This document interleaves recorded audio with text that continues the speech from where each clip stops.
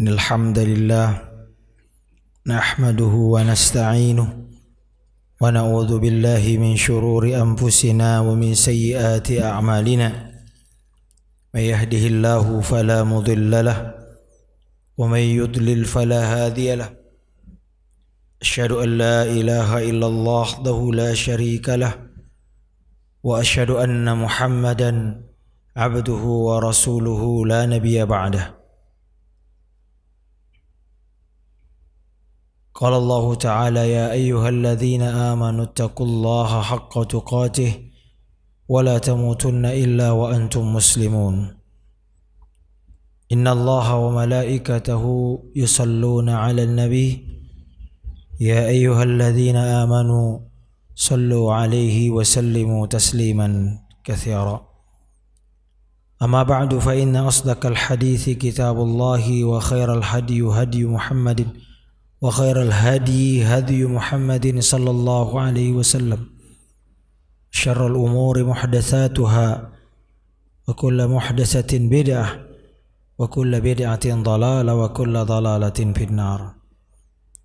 Ma'asyiral muslimin jamaah Jumat yang dirahmati Allah Azza wa Jalla. Musibah di dunia apalagi di akhirat, penyebabnya hanya satu, yaitu dosa. Kata Allah Azza wa Jalla, "Wa ma asabakum min musibatin fabima kasabat aydikum wa ya'fu an katsir." Apapun musibah yang menimpamu adalah karena dosamu. Ini kaidah yang sering kita dapatkan di dalam Al-Quran. Penyebab kebinasaan di dunia dan di akhirat adalah dosa. Oleh karenanya di antara bentuk rahmat dan pertolongan Allah kepada kita, Allah menjadikan ibadah sebagai sarana agar kita terjaga dari dosa dan maksiat. Dan ibadah yang paling agung adalah ibadah salat.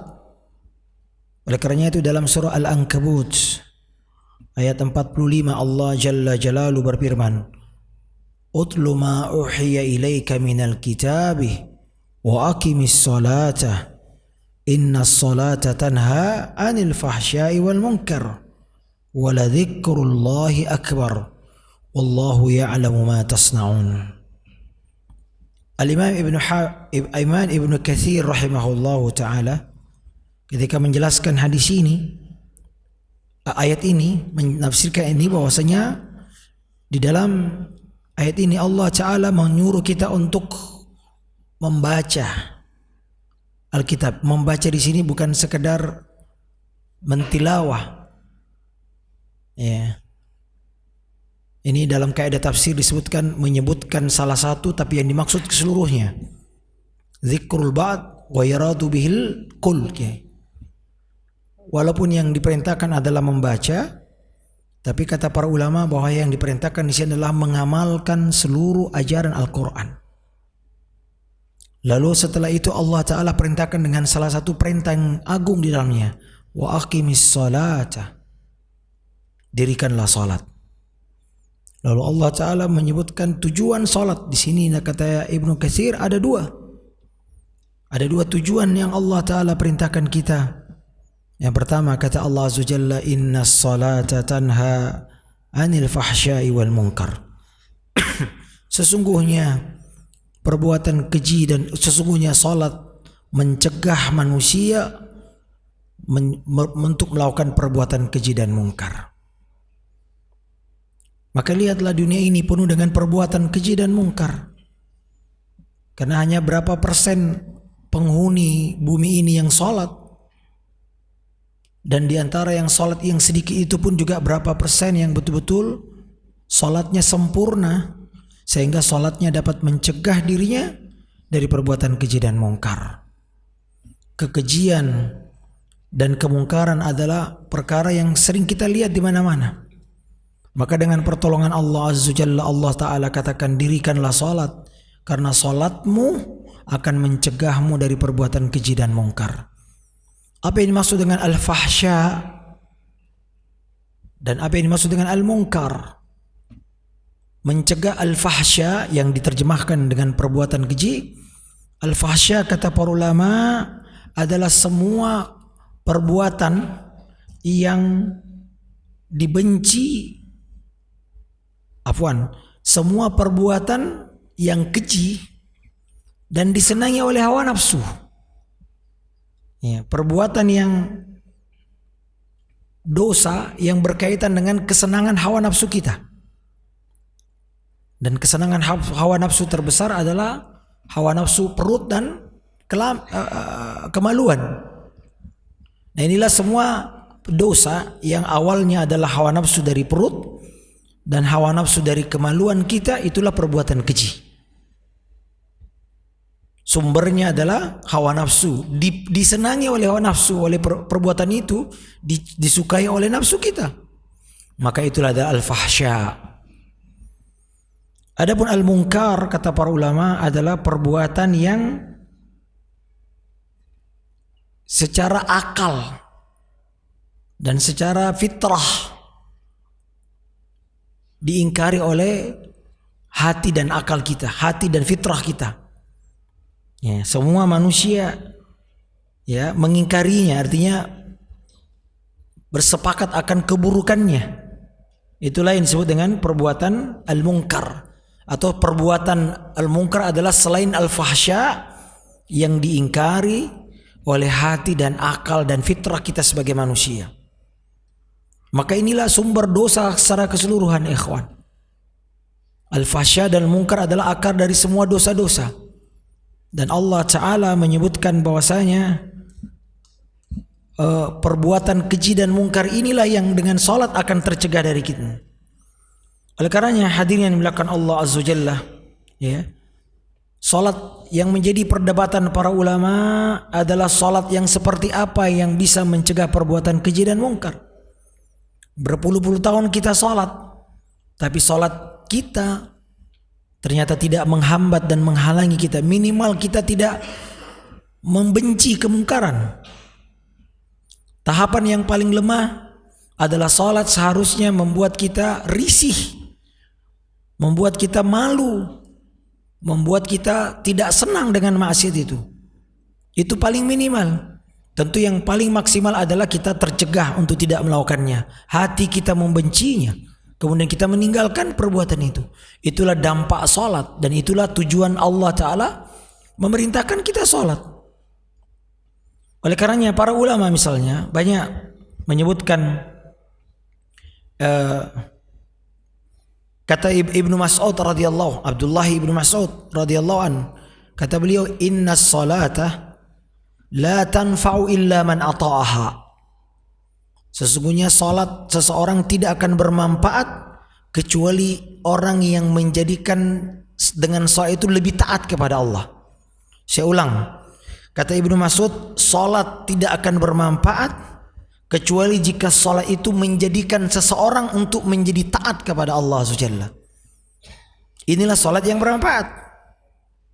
Oleh karenanya hadirin yang dimuliakan Allah Subhanahu wa taala, para ulama menyebutkan salat yang sempurnalah yang bisa mencegah kita dari perbuatan keji dan mungkar. Bukan sekadar salat, bukan sembarang salat, bukan sekedar melaksanakan. Makanya Allah Ta'ala menggunakan kalimat aqimis salata, aqimu, ya, ini bukan melaksanakan tapi tegakkan. Di sini ada makna tegakkan adalah langgengkan, jaga, yakni sempurnakan dan jaga, istimrar, langgengkan. Itu namanya menegakkan. Jangan lalai. Kemudian sempurnakan syarat-syaratnya. Kemudian sempurnakan rukun-rukunnya. Kemudian sempurnakan semua yang bisa menyebabkan sholat kita sempurna. Di antaranya berjamaah. Di antara penyempurna sholat yang besar adalah melaksanakan sholat bersama dengan kaum muslimin. Karena itu perintah Allah dalam Al-Quran banyak perintah untuk bersama. Warka'u ma'ar raki'in. Kata Allah, sholatlah bersama dengan orang-orang yang ruku. Jadi bukan sendirian. Ini diantara salat yang bisa mencegah kita perbuatan keji dan mungkar. Oleh karenanya kita dapati seluruh nabi dan rasul diperintahkan salat. Tidak ada yang tidak diperintahkan sholat. Karena sholat memiliki dampak keutamaan yang sangat agung dalam kehidupan kita. Sholat adalah cahaya, kata Nabi SAW. As-salatu nurun. Di mana orang yang sholat hatinya akan bercahaya, dadanya akan lapang, imannya akan bertambah, kemudian keinginannya untuk berbuat baik akan bertambah, keinginannya untuk berbuat buruk hilang. Karena di dalam sholat ada bentuk penghambaan yang agung. Hati kita mengagungkan Allah, lisan kita mengagungkan Allah, anggota badan kita juga mengagungkan Allah. Tidak ada yang ibadah yang memiliki keutamaan seperti salat.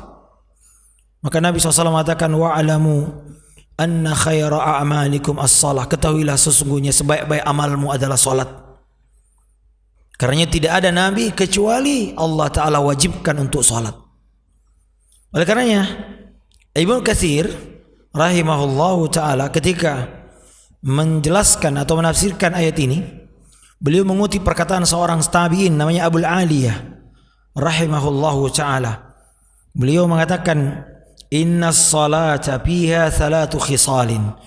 Sesungguhnya di dalam salat terdapat 3 hal yang apabila, kata beliau, fakullu salatin la yakunu fiha syai' min hadhil khalal falaysat bisalah. Semua salat yang tidak ada memiliki 3 perkara ini maka tidak bisa disebut salat. Yang pertama, kata beliau, al-ikhlas. Al-ikhlas inilah yang berfungsi untuk mendorong kita berbuat baik. Ya, karena orang kalau ikhlas perbuatan baik akan mudah. Di antara ciri kenapa orang munafik disebut dalam Al-Quran malas salat, qamu kusala, idza qamu ila salati qamu kusala. Karena apa? Karena enggak ikhlas, dia riya, munafik. Maka seorang yang mengikhlaskan dirinya ketika salat, maka ia akan dimudahkan Allah untuk melakukan banyak kebaikan. Kecintaannya kepada kebaikan menjadi besar. Karena bukankah salat ini adalah menuntut keikhlasan? Inna salati wa nusuki wa mahyaya wa mamati lillahi rabbil alamin. Maka di antara syarat salat yang bisa mencegah perbuatan keji dan mungkar, saudara-saudaraku seiman dan seakidah, adalah menghadirkan ikhlas dalam salat kita. Ya, karena itu salat ibadah yang sangat agung, dilaksanakan dengan 5 kali sehari. Ya, dengan waktu yang tidak terlalu lama jaraknya. Kalau bukan orang yang ikhlas, maka ini sangat berat. Nah, ikhlas itulah yang akan menjadikan semua amalan kita menjadi ringan. Kenapa? Tidak ada yang kita tuju kecuali ridha Allah Azza wa Jalla. Karena itulah termotivasi kita untuk laksanakan kebaikan. Kemudian perkara yang kedua yang harus hadir, kata Imam Ibnu Aliyah, adalah al-khasyah, rasa takut. Ya, dan inilah kata beliau, al-khasyah, ya, tanhahu 'anil munkar. Ini akan mencegah kita dari perbuatan keji dan mungkar. Rasa takut yang kita harapkan adalah takut akan keagungannya, kebesarannya, takut akan azabnya, takut akan siksanya. Dan inilah inti dari salat yang Allah Ta'ala puji. Qad aflahal mu'minun, kata Allah dalam surah Al-Mu'minun. Sungguh beruntung orang beriman. Siapa mereka yang beruntung? Pujian pertama adalah kepada mereka yang khusyuk. Alladzina hum fi salatihim khashi'un. Yang ketika salat dia menghadirkan kekhusyuan. Khusyuk adalah ibadah hati, perasaan hati yang takut kepada zat yang ia sembah waktu itu. Oleh karenanya kita dapati banyak contoh-contoh ibadah salatnya para salaf yang mengagumkan kita dan mungkin bagi kita tidak masuk akal. Ada Abbad bin Bishr radhiyallahu ta'ala an, ketika ditugaskan untuk menjaga pasukan yang sedang istirahat di malam hari. Ia menjaga pasukan dalam keadaan salat malam. Tiba-tiba ada pasukan penyusup mata-mata. Melihat dia sendirian, maka penyusup ini memanah punggungnya. Ternyata disebutkan dalam riwayat dia tidak membatalkan salatnya. Panah kedua kemudian bercucuran darah, tidak membatalkan salatnya. Barulah panah ketiga ia membatalkan salatnya dan membangunkan teman-temannya. Apa yang menyebabkan dia membangunkan teman-temannya dan membatalkan salatnya?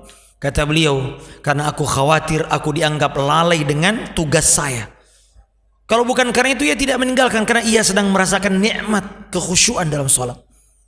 Sholat seperti inilah ya ikhwah, yang harusnya mendatangkan kebaikan kepada kita. Makanya Nabi SAW mengatakan banyak orang yang dicela sholatnya. Ayat mengatakan fawailul lil musallin, celakalah orang sholat. Bahkan Nabi SAW pernah mengatakan ada orang 60 tahun sholat, nggak ada satupun sholat yang nggak diterima karena ruku sujudnya nggak sempurna. Maka ikhwan a'azani Allahu wa iyyakum, mulai kita perbaiki sholat kita, sempurnakan, pelajari ilmu sholat, kualitas hidup kita akan berubah. Ibadah yang sangat dicintai Allah Azza wa Jalla, syiar Islam yang agung. Untuk inilah masjid dibangun, untuk inilah suara azan berkumandang. Dan alhamdulillah negeri kita bisa mendengar suara azan berkumandang di mana-mana. Namun apa daya kita saksikan sebagian besar kaum muslimin enggan untuk mendatangi masjid-masjid. Maka kita dapati berbanding lurus dengan keburukan, kemaksiatan, perbuatan keji dan mungkar di sekeliling kita. Karena mereka sudah diberikan sholat untuk mencegah, tapi mereka menganggap sepele. Bahkan yang sholat pun belum tentu, kata beliau tadi, ini adalah sholat yang mendatangkan rasa khusyuk. Kemudian juga ada Urwah bin Zubair, cucunya Abu Bakar As-Siddiq radhiyallahu ta'ala. Ya, ketika ia diamputasi kakinya oleh tabib. Waktu itu belum ada obat bius, kata beliau, coba amputasi kakiku ketika aku sedang sholat. Bayangkan kaki diamputasi dalam keadaan sadar, Pak. Dan disebutkan dalam riwayat ia tidak merasakan sakitnya setelah selesai sholat, karena ia sedang sibuk beribadah kepada Rabbnya. Karena ia sedang merasakan kenikmatan. Nabi SAW mengatakan ju'ilat qurratu aini fis salah, atau ju'ilat qurratu aini fis salah, dijadikan kesenangan hatiku ketika sholat. Nabi SAW kalau memerintahkan Bilal untuk azan, kata beliau, ya Bilal arihna bis salah, senangkan, rehatkan, bahagiakan hati kami wahai Bilal dengan azanmu itu. Nah, hadirin yang dimuliakan Allah, ini yang harus kita hadirkan, rasa khusyuk, menghadirkan hati takut kepada Allah Azza wa Jalla. Kemudian ikhwah azani Allah wa yakum, sifat yang ketiga yang harus hadir, kata beliau, adalah zikrullah. Dan inilah tujuan utama salat, tujuan yang di dalam zatnya salat itu adalah itu. Makanya Allah Ta'ala katakan wali zikrullahi akbar. Kata Ibnu Taimiyah rahimahullah, di dalam ayat ini Allah Ta'ala menyebutkan dua tujuan salat. Pertama, mencegah perbuatan keji dan mungkar. Yang kedua adalah mengingat Allah. Maka Allah katakan yang mengingat Allahnya yang lebih agung. Wala zikrullahi akbar. Ya, ulama yang lain seperti Ibnu Katsir mengatakan mencegah perbuatan keji dan mungkar adalah tujuan agar kita terhindar dari apa yang kita tidak sukai. Adapun mengingat Allahnya adalah memperoleh hal yang kita cintai. Yang mana yang paling mulia adalah memperoleh hasil yang kita cintai. Itulah mengingat Allah Azza wa Jalla. Maka hadirin di belakang Allah, berapa persen kita mengingat Allah dalam sholat berbanding dengan berapa persen sholat kita? Kata Nabi SAW, innal abda la yusalli wa ma kutiba min salati illa tus'usyuruha wa tus'uha wa sumunuha wa subuha sampai wa nisbuha. Tidaklah seorang hamba salat tidak dicatat baginya salat kecuali 1/10 dari salatnya. Kalau kita salat ya 10 menit, ya hanya 1 menit yang dihitung sebagai, karena itu yang kita ingat Allah. Ada yang 1/9, 1/8 sampai 1/2. Kalau kita salat 10 menit, hanya 5 menit kita mengingat Allah, 5 menit itu yang dihitung. Oleh karena hadirin yang dimiliki Allah Azza wa Jalla, mari kita mulai menjadikan salat ini sebagai sarana terbesar mengingat Allah Azza wa Jalla. Allah Ta'ala berfirman, wa aqimis salata li dzikri, dirikanlah salat untuk mengingatku. Dan zikir kepada Allah adalah asupan hati yang paling mulia. Kata Imam Ibnu Qayyim rahimahullah, tidak ada perkara yang paling membahagiakan hati, menenangkannya, mendamaikan hati, kecuali hati ini diajak untuk mengingat dan mengenal Allah yang menciptakannya. Hati tidak akan bisa damai, tidak akan bahagia kecuali hati ini mengingat Rabbnya, Allah Azza wa Jalla. Di mana momen yang paling indahnya adalah ketika seorang salat. Oleh karena hadirin yang dimuliakan Allah Azza wa Jalla, inilah dua tujuan besar salat, mencegah perbuatan keji dan mengingat Allah. Tapi tujuan mengingatnya Allahnya, kata Allah, wala dzikrullahi akbar. Oleh karena hadirin yang dimuliakan Allah Azza wa Jalla, mari ada seorang sahabat datang mengadu kepada Nabi SAW, hadis riwayat Abu Hurairah, hadis riwayat Ahmad, ya. Kata Nabi SAW, kata seorang laki-laki ini, ya Rasulullah, inna fulanan yusalli bil laili, ya, fa idza asbaha sariqah. Ya Rasulullah, ada laki-laki salat malam tapi kalau pagi hari mencuri dia. Kata Nabi SAW, innahu sayanhau mimma taqul, sesungguhnya salatnya akan mencegahnya dari apa yang kau ucapkan itu. Naam, hadirin yang dimuliakan Allah Subhanahu wa taala. Ya. Kapan salat bisa mencegah perbuatan keji dan mungkar yang dengan ini kita selamat dunia dan akhirat? Adalah salat yang sempurna. Aqulu qauli hadza wa astaghfirullah li wa lakum fastaghfiruh innahu huwal ghafurur rahim.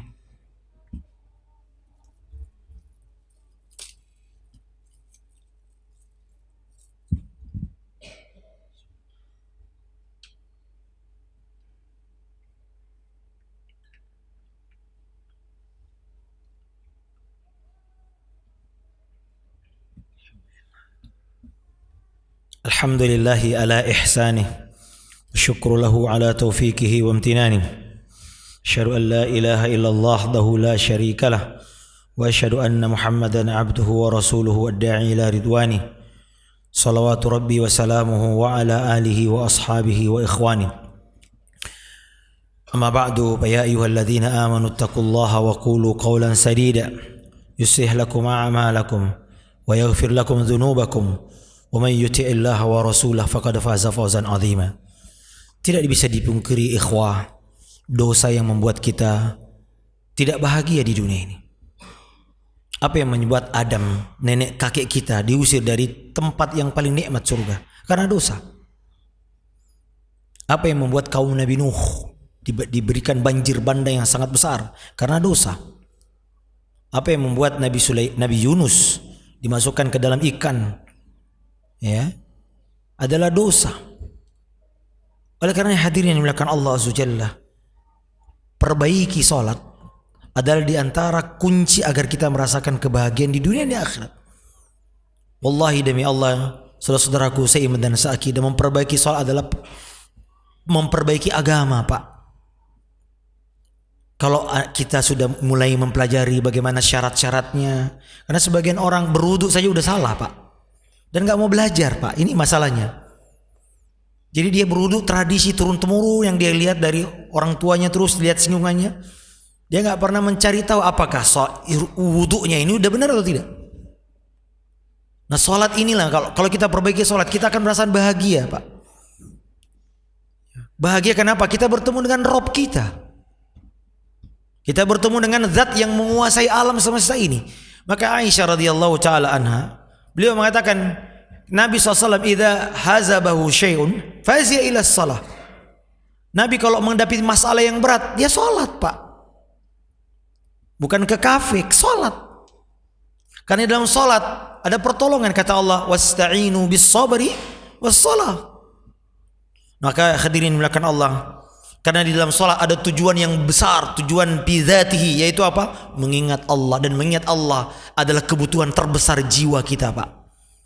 Orang kafir boleh berbangga dengan kemajuan teknologi, bisa sampai ke bulan, tapi kita katakan itu makhluk dengan makhluk. Bulan makhluk, kita juga makhluk. Apa istimewanya? Yang istimewa adalah ketika kita makhluk ini mengenal Al-Khaliq, Rabb kita, Allah Azza wa Jalla.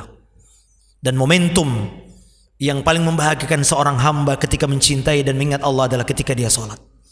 Maka kita dapati ikhwah azani Allah, para sahabat yang menjadikan sholat sebagai kesenangan jiwa mereka. Ketika waktu sholat mereka berbondong-bondong masuk ke masjid, bersap-sap, mengadu, ya, berkomunikasi dengan Rabbnya, Allah Azza Jalla. Kata Nabi ketika mengingatkan kita jangan melewati orang yang sedang di depan sholat, kata Nabi, ia sedang bertemu dengan Rabbnya, ia sedang sibuk dengan Rabbnya.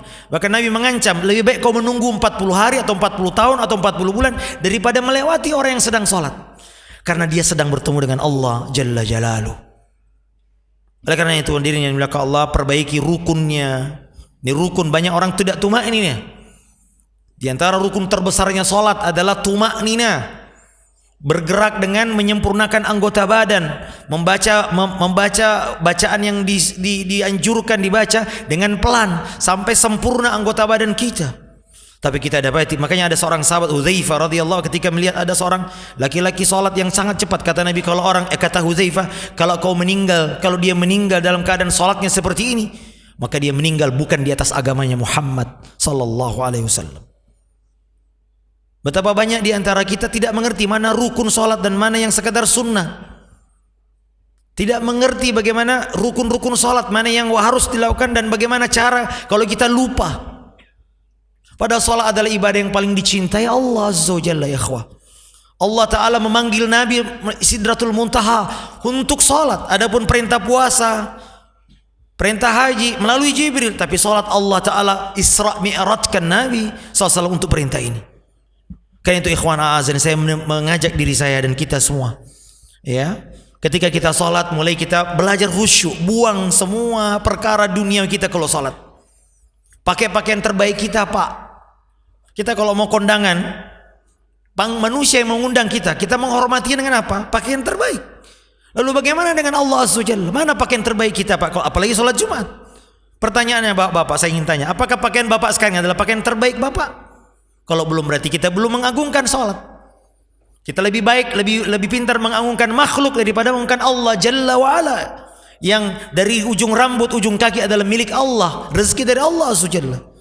Maka Allah Ta'ala katakan, wa'mur ahlaka bis-salah wastabir 'alaiha nahnu narzuquka, kata Allah, perintahkan keluargamu salat, sabar melakukannya, kami yang memberimu rezeki.